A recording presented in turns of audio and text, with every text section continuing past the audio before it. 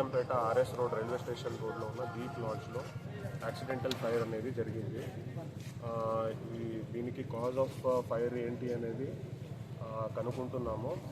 Fire department వాళ్ళతో తర్వాత వేరే ఎక్స్పర్ట్స్ వాళ్ళతో కూడా కన్సల్ట్ చేసి ఎగ్జాక్ట్ కాజ్ ఏంటి, ఎగ్జాక్ట్ పాయింట్ ఎక్కడ స్టార్ట్ అయింది అనేది కూడా కనుక్కుంటున్నాము.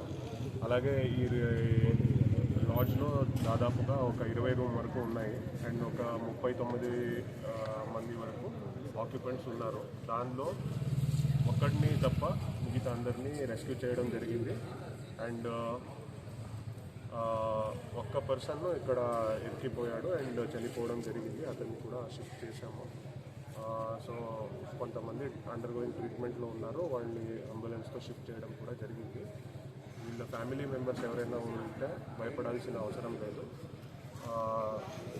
ఇంకా వీళ్ళ గురించి ఎక్కువ డీటెయిల్స్ తెలుసుకుంటున్నాము అండ్ అసర్టైన్ చేస్తున్నాము. Thank you sir. గాయాలైన వాళ్ళు ఎక్కడ వల్ల ఏమైనా తెలుసు?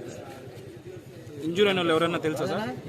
ఇంజూర్ అయిన వాళ్ళు ఎవరైనా తెలుసా? ఎక్కడ హాస్పిటల్లో ఉన్నారు, వెరిఫై చేస్తారు. కడప జిల్లాలోని మరిన్ని వార్తా విశేషాల అప్డేట్స్ కోసం మా SCN న్యూస్ ఛానల్ను తప్పకుండా చూడండి.